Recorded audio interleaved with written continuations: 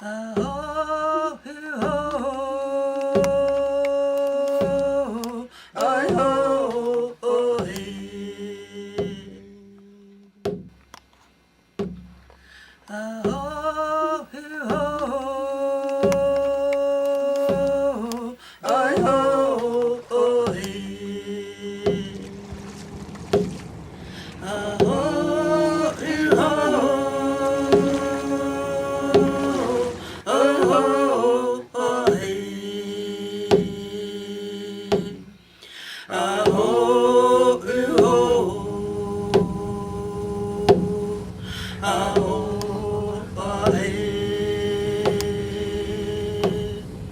the first 10 years, I actually grew up on Chatham Island. I've always said the first 10 years of my life I had my heaven here on earth. It was such a different lifestyle. There was family and camaraderie. But I never knew hunger. I never even knew what a slap or a crossword was.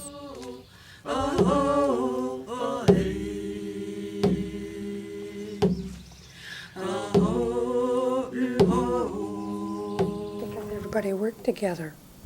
But it wasn't considered work, you know. But it was such a peaceful, loving atmosphere.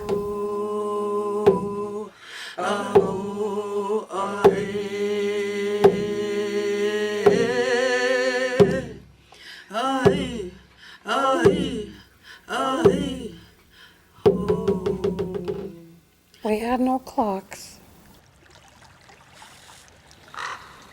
The crows, the sheep, the seagulls, they were our alarm clocks. We got together, I was up early in the morning, we got up and we got breakfast going. The women, we did the cooking, you know, the cleaning. The men would go out and, you know, gather the sheep up, shear them, and then decide which one they're going to slaughter. They went fishing, seal hunting, you name it. And we listened to the elders. They shared what they knew. It was such a happy time. There was no TV. There was not even a radio. You know, that you just sat down and there was such communication, if you know what I mean. My grandma was a midwife. Jamaica, my great-grandma, they both knew a lot of the herbs. They were teaching me. I was just starting to get to know the different herbs when I got sent to Cooper. So.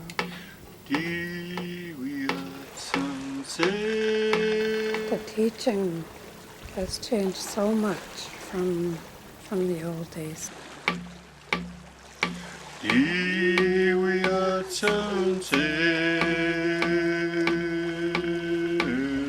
My mom, she passed away 3.5 years ago of diabetes. It affected her blood sugar and her blood was low. It's kind of hard to see my parents go through it because you never know if it can happen to yourself. I think it's kind of hard for my brother and my grandma and my grandpa. Because my grandpa's old and my grandma's old. My brother Hubert is 22. Yes, at the age of 20, I was diagnosed with diabetes.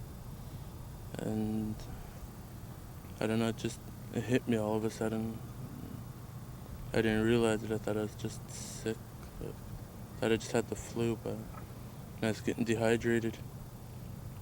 And then finally got to the point where I was barely standing and got my mother to bring me into the doctors.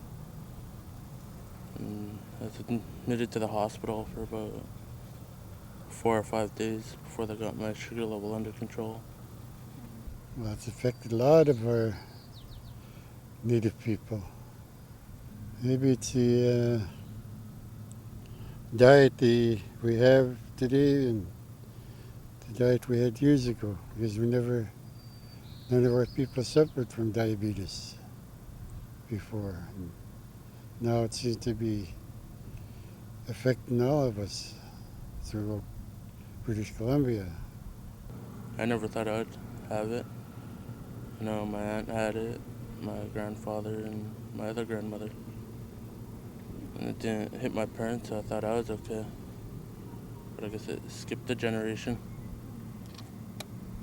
Now I try and warn my brothers and my little sister, how to cut down on the junk food.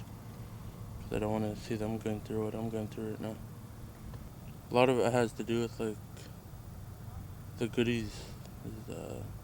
You know, like pop and chips, candy, stuff like that. You know, our people never had that back then.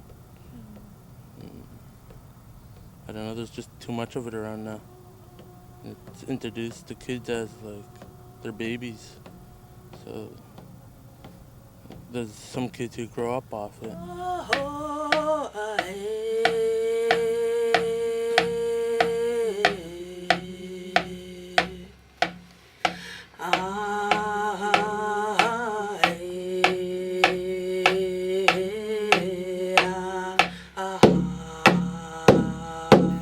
The past month I've been dealing with a family.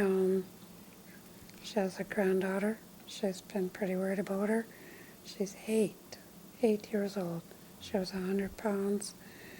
She got her back from up north. She got her down to 60 pounds, but she's going back and she's pretty worried because it's the same thing, chips, pop, candy, all the fast food stuff instead of going back to beans, vegetables, doing the different healthy foods we used to eat. I grew up on a lot of stews and a lot of soups, but Jamaica put like beans, every kind of vegetable that was grown in a garden, barley, split peas. So it was healthy. Jamaica, she was close to 90 when she died. My great-grandfather Tom, he was 105 when he died. Never saw them sick. Never even saw them with a headache. But there was no additives. Everything was pure. Now look at them. We buried one on Monday. She was only in her early 40s. She died. And it's getting sad. It's getting sad. Well, I do daycare myself, and I don't allow the kids to have any pop, stuff like that. And I give them, like, fruits for snacks, like bananas, oranges, apples.